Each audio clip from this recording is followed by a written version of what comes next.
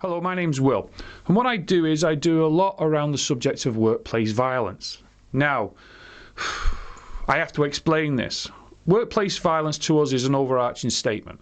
What it encompasses is personal safety, lone working, and elements of security is within that. And what I do is I get asked by a lot of companies to come in and review and look at what can be changed or adapted or modified if they've got things in place to improve personal safety of their staff. Now, inclusive of that, over the years I've been training, physically going into classrooms and now virtually online, to teach people to, well, let's see, improve their own personal safety. I never tell people what to do. I only advise them and say, well, have you thought of this? And hopefully they come up with their own solutions as well, which is good. But what I've also been trying to get them to do as well is if they cannot afford, shall we say, a lone working device, or they don't have a certain app on their phone, or they want one, I say, well, have you ever heard of What3Words? And a lot of them not heard of it. And I say, wow, because it is quite popular now. I mean, they're using it as addresses in places like Brazil, Mongolia, and South Africa. You've seen delivery companies that are asking about What3Words. And you even see now locations on the website. You see little 3 words at the bottom saying this is our location. And it's quite, well, should we say it's quite good? Because it works. And if you use it correctly, well, it can actually help advance your own personal safety. And even on locations, when I advise companies to say, well, look, where do we want the emergency services to come to? Well, this is a brilliant plot. Yeah, I agree. Well, why don't we map it as What3Words? Because, again, the emergency services are coming more online with it every week now because it's coming more than one of them popular things. I've even said to people who have family, like me, I have elderly parents. And I say to even my elderly mother, I say, well, look, let's put the app on your phone. She might not exactly know how to use it, but she also knows if she's in distress or she's in an emergency and someone asks her, all she has to do is tell them what the app and they'll activate it and then it'll come to me and then I can actually, as I'll explain, go to her. As I've used it on some of my nephews and nieces to prove that it can actually work. Now, who designed it? Well, it was a guy called Chris Sheldrick, and what he basically did was this. He used to work in the music industry and used to do a lot of touring. So he used to do a lot of organisations of events and concerts, from what I understand. And I think he's a very interesting bloke as well, because he used to give out a 16-figure grid to the delivery guys, basically to make sure that they arrive on time and to the right location, because it could be very confusing where he was working in big concert halls and what deliveries. And on one occasion, one of the lorry drivers put one digit wrong and he ended up, what they say, 1 hour north of the city that he was working in, except he should have been 1 hour south of it. Again, it happens. But where he thought to himself, right, how can we map out the planet? And they basically did it in 3 square meters.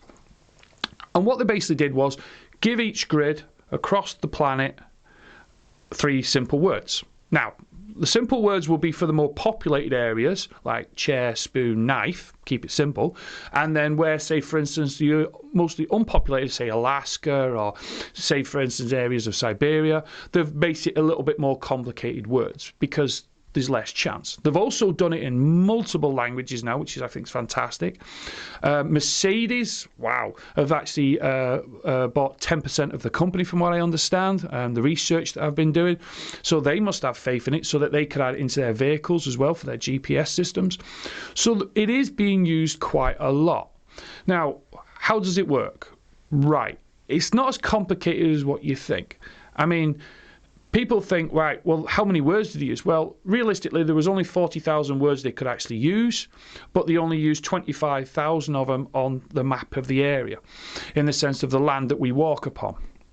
I thought it was also very interesting listening to some of the descriptions and the videos I've been watching. People have been very good at describing it, probably a lot better than me. Where they'll say, well, you could have knife, fork and spoon over here in America, but you'll have knife, fork and spoon possibly in Australia. But I'm not being funny. If you put the code in and you think to yourself you have to get a 18, 20-hour flight to get somewhere, I think you've put the wrong code in. So there's less chance. They also did a lot of research into the point of where people remember 3 words more than what they will do with, shall we say, the 16 long digits or long addresses. So it is quite helpful on that. So what do? Well, all you need is an Android phone or an Apple phone. Simple as that. And all you do is go to your respective app store, you put in the search, and then you type in What3Words.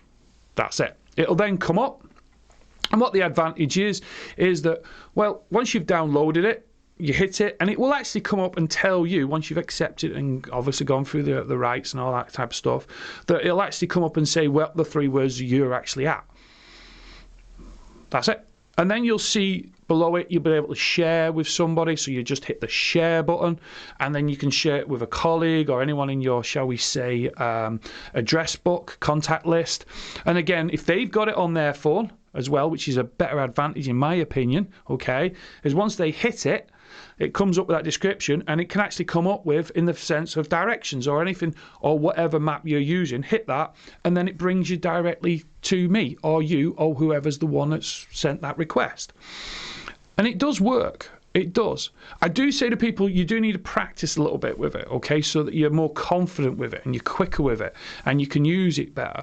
But imagine this. Imagine that you are in the middle of nowhere. I'm not going to mention any places because I don't want to be offensive. And let's just say you have an incident, okay? But yet you've got to tell the emergency services where you are. Well, a high percentage of it will say, well, look, if you just hit the old What3Words and hit that share, there's a high percentage chance that you're going to alert somebody exactly where you are. Not only that, if you're talking to the actual emergency services and you use the 3 words, again, they will come directly to you. Like I always say on any form of equipment, you've got to practice with it. Okay? It is good. I believe it is good. I must be, because I've been using it for about 4 years now. So it must be good in that context. But you have to practice with it. So have a check. 2-minute job. Seriously that. Download it, look at it, play around with it for 10 minutes, and I guarantee it'll be a lot easier. And it'll improve your personal safety and reduce the risk. Thank you for watching. Please stay safe whatever you're doing. I look forward to hearing more replies.